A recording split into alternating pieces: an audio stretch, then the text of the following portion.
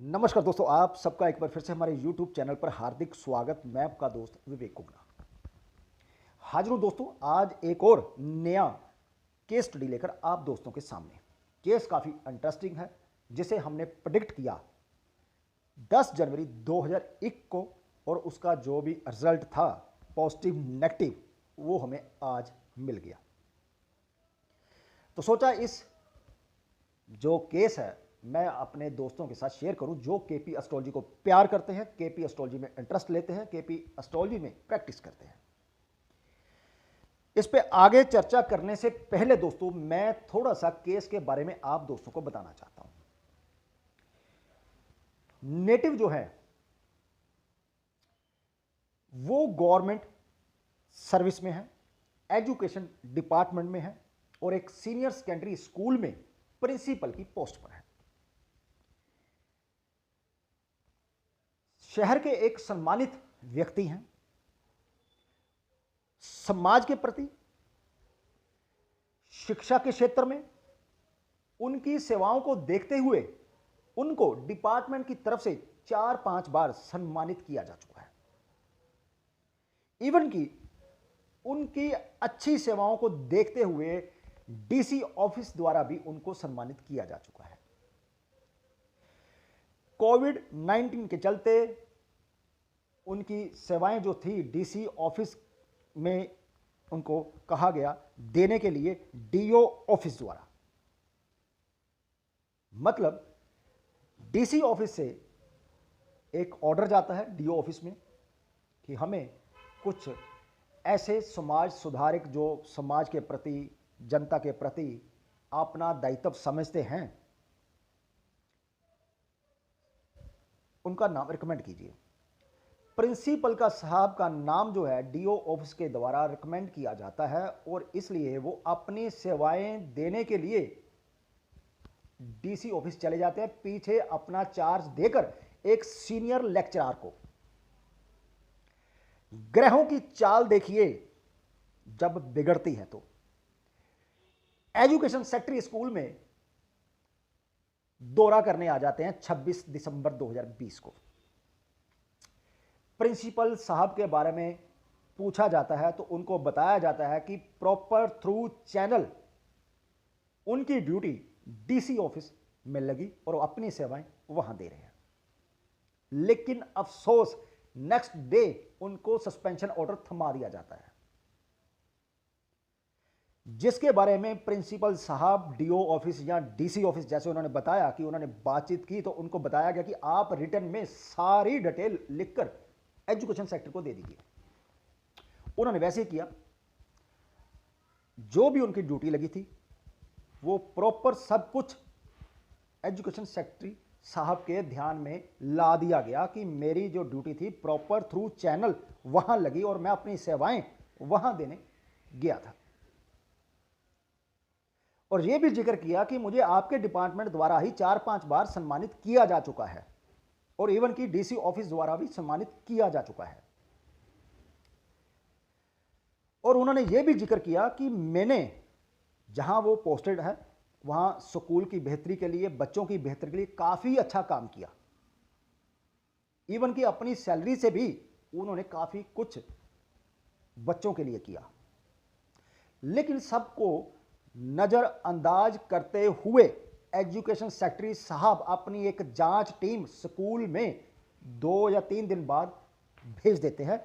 मतलब कुछ भी आप जांच के नाम पर निकाल कर लाइए।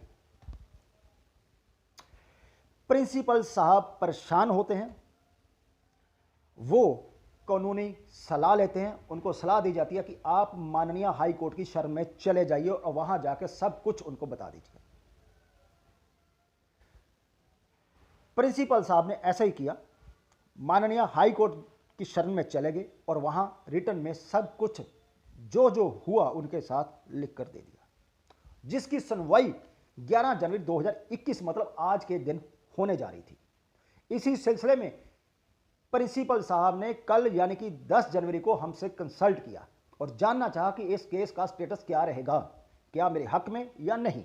दूसरा, क्या माननीय हाई कोर्ट इस सस्पेंशन ऑर्डर को कल रद्द करने जा रही है या फिर इस केस में मुझे स्टे मिलेगा और ये केस कुछ दिन या कुछ मंथ और चलेगा। इसी को हमने केपी एस्ट्रोलॉजी के माध्यम से दोस्तों आज जो कल प्रेडिक्ट किया आपसे शेयर करने जा रहा हूं।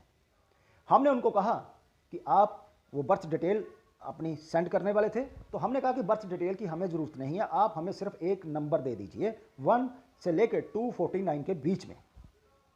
उन्होंने नंबर दिया 219-200, ये रही डिटेल जिसे हमने प्रेडिक्ट किया कल 10 जनवरी 2021 को सुबह 11:42 और 16 जजमेंट का प्लेस लुधियाना।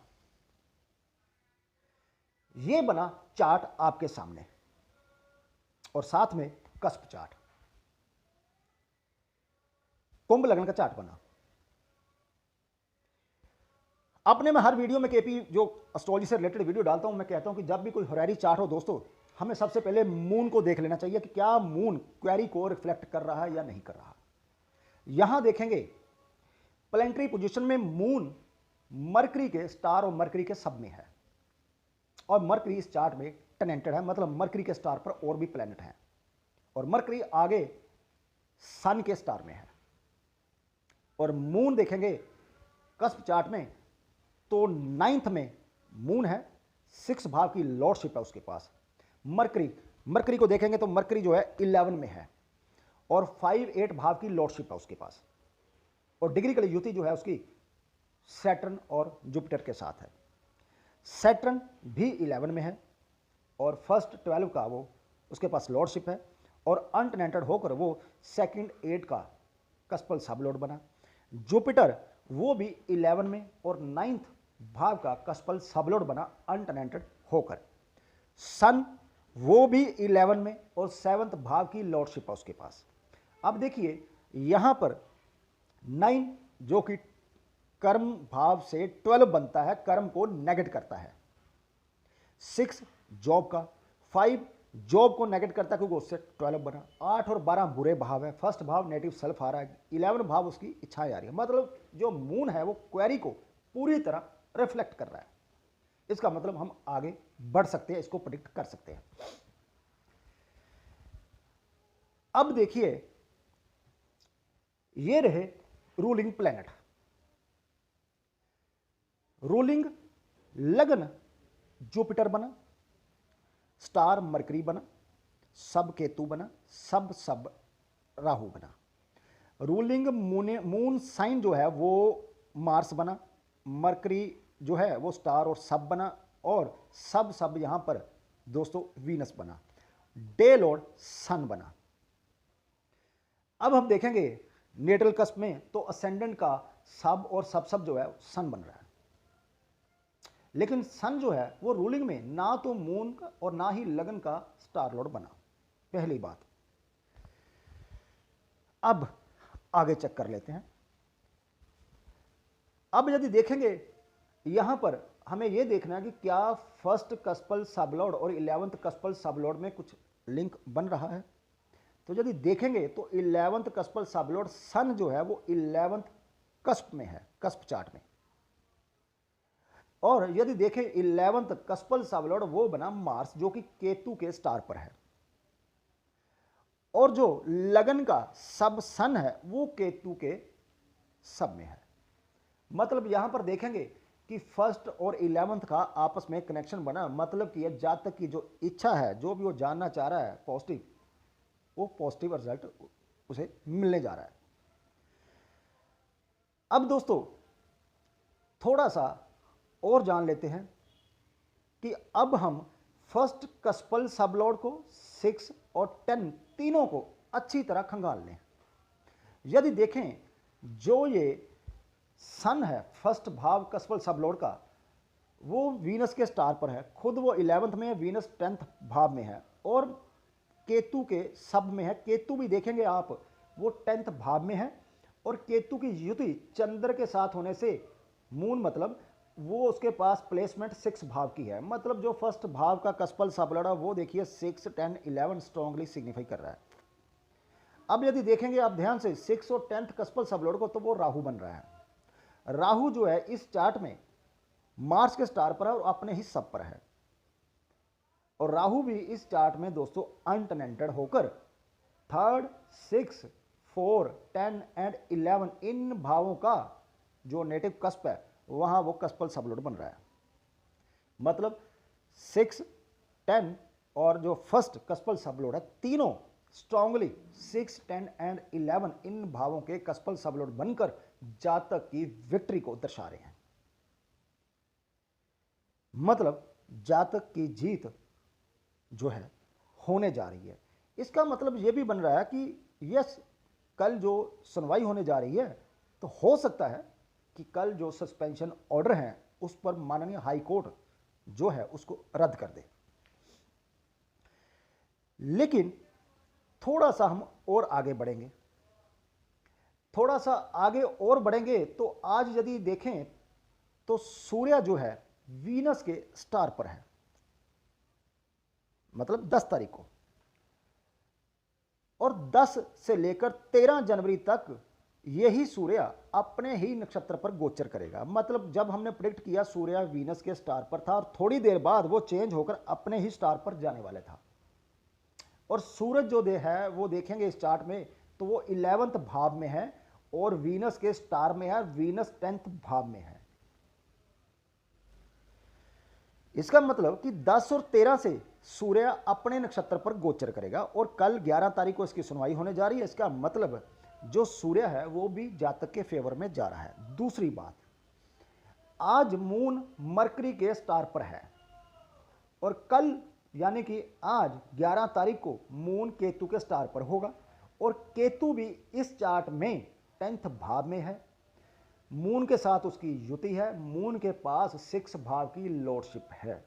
मतलब 11 तारीख को मून और सन वो भी नेटिव के मतलब प्रिंसिपल साहब के फेवर में जा रहे हैं और जो उन्होंने हरेरी लगवाई उसमें भी 1st, 6th, 10th भावों के जो कस्पल सबलोड है वो भी स्ट्रांगली सिग्निफाई कर रहे हैं और ये इशारा हो रहा है कि हाँ, प्रिंसिपल साहब की कल विक्ट्री होने जा रही है और जो माननीय हाई कोर्ट है वो इस केस में जो सस्पेंशन ऑर्डर है इसको वो रद्द कर सकती है। लेकिन जब आप ध्यान से देखेंगे तो कुछ और ही नजर आ रहा है।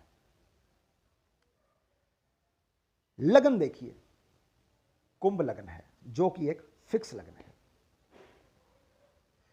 11th कस्पल सबलोड जातक की इच्छा, डिजायर, मार्स जो है केतु के स्टार पर है और केतु भी राशि चार्ट में मार्स की दूसरा साइन जो स्कॉर्पियो है उसमें उसकी प्लेसमेंट है जो कि एक फिक्स साइन है। और फिक्स साइन आप जानते हैं कि जब भी ऐसे फिक्स साइन आ जाए तो इसका मतलब होता है कि जातक की जो इच्छा है कुछ देर बाद होगी, लेकिन कुछ देर बाद। सबसे बड़ी बात ये रहे रूलिंग प्लैनेट। यहां देखिए तो मरकरी जो है रूलिंग में दोस्तों 3 बार आया। इसका मतलब यह है कि जो ये विक्ट्री होने जा रही है ये टुकड़ों में होगी।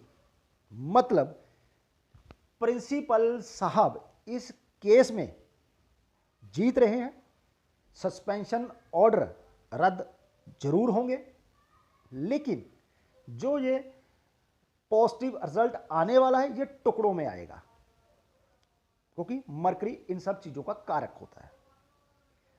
तो हमने प्रिंसिपल साहब को बताया कल कि प्रिंसिपल साहब हमें यह लग रहा है कि विक्ट्री तो आपकी श्योर है, लेकिन हर चीज सही होने के बावजूद भी जो ये 3 स्टेप है, मरकरी जो कि 3 बार आया, लगन जो कि कुंभ बना फिक्स साइन, और जो इच्छा भाव का उपनक्षत्र स्वामी मंगल वो आगे जिस स्टार पर गया वो स्टार भी फिक्स साइन में है।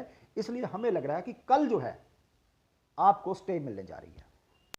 हमारी बात सुनने के बाद प्रिंसिपल साहब ने कहा कि वैसे तो यदि माननीय हाई कोर्ट इस केस में इस सस्पेंशन ऑर्डर को कैंसिल करते तो अच्छी बात थी, लेकिन यह भी हमारे लिए एक विक्ट्री से कम नहीं है कि हमें इस सस्पेंशन ऑर्डर में स्टे मिलने जा रही है। इसके बाद उनका नेक्स्ट जो क्वेश्चन था वो ये था कि अब हम क्या ये जान सकते हैं कि इस सारे मैटर से कब तक हमारा जो है छुटकारा हो जाएगा। तो देखिए दोस्तों, हमने जो उनको पॉइंट बताए वो ये थे कि देखिए, जो सन है वो 10 जनवरी से लेकर 13 जनवरी तक अपने नक्षत्र पर गोचर करेगा और सन हमारे रूलिंग प्लैनेट में है। 11 जनवरी को मून जो है वो केतु के नक्षत्र पर गोचर करेगा और 12 को वीनस और 13 को सन के नक्षत्र पर। वीनस सन भी दोनों हमारे रूलिंग प्लैनेट में आ रहे हैं,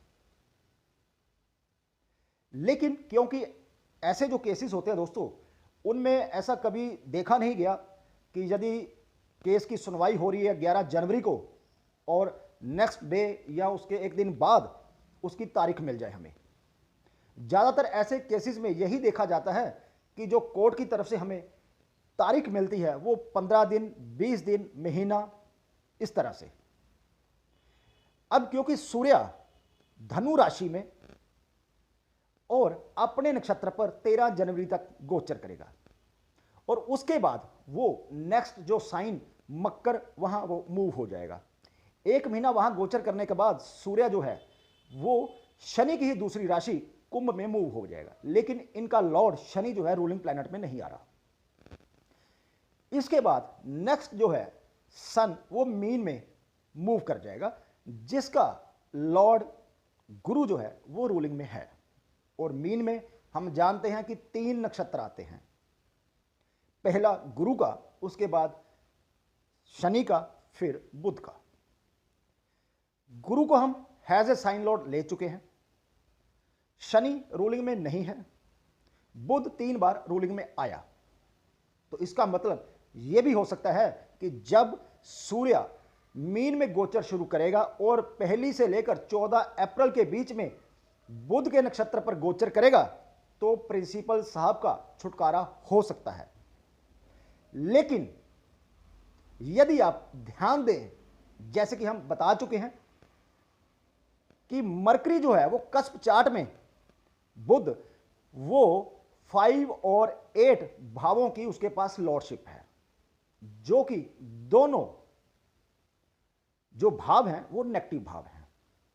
इसका मतलब यह हुआ कि यहां भी प्रिंसिपल साहब को जो वो चाहते हैं छुटकारा इस केस से और विक्ट्री चाहते हैं वो नहीं मिलेगा। लेकिन इसके बाद जब ये सन 14 अप्रैल के बाद मेष राशि में गोचर शुरू करेगा और मेष में पहला नक्षत्र केतु का आता है और केतु इस चार्ट में, जैसे कि हम बात कर चुके हैं, 10th कस्प में उसकी प्लेसमेंट है और चंद्र के साथ उसकी युति और चंद्र के पास 6 भाव की लॉर्डशिप है। मतलब केतु जो है 6 और 10 भावों को स्ट्रांगली सिग्निफाई कर रहा है। इसका मतलब यह हुआ कि 14 तारीख के बाद सूर्य जब मेष में एंटर करेगा और 13 डिग्री 20 मिनट केतु के नक्षत्र पर गोचर करेगा, 14 और 13 27 अप्रैल, मतलब 14 से लेकर 27 अप्रैल के बीच प्रिंसिपल साहब को बाई कोर्ट उनकी वो विक्ट्री जो है होने जा रही है। तो दोस्तों, ये था एक इंटरेस्टिंग केस जो मैं आपसे शेयर करना चाहता था। यदि आपको ये केस स्टडी अच्छा लगा हो तो प्लीज कमेंट बॉक्स खुला है, आप अपने विचार वहां दे सकते हैं और वीडियो को ज़्यादा से ज़्यादा लाइक कीजिए और इसके लिंक को ज़्यादा से ज़्यादा अपने दोस्तों के साथ शेयर कीजिए ताकि वो भी इस चर्चा से लाभ उठा सकें। और हमारे प्रिंसिपल साहब यदि इस वीडियो को देख रहे हैं, मैं उनसे भी गुजारिश करूंगा कि अपने व्यू, अपने विचार कमेंट बॉक्स में जरूर दें। तो दोस्तों, जितना आप वीडियो को प्यार देंगे, हमें प्रोत्साहन देंगे, हम उतने ही ज़्यादा से ज़्यादा केस स्टडी आपके साथ शेयर करेंगे। इसी के साथ मिलते हैं एक और नए केस स्टडी को लेकर। तब तक के लिए दोस्तों, नमस्कार।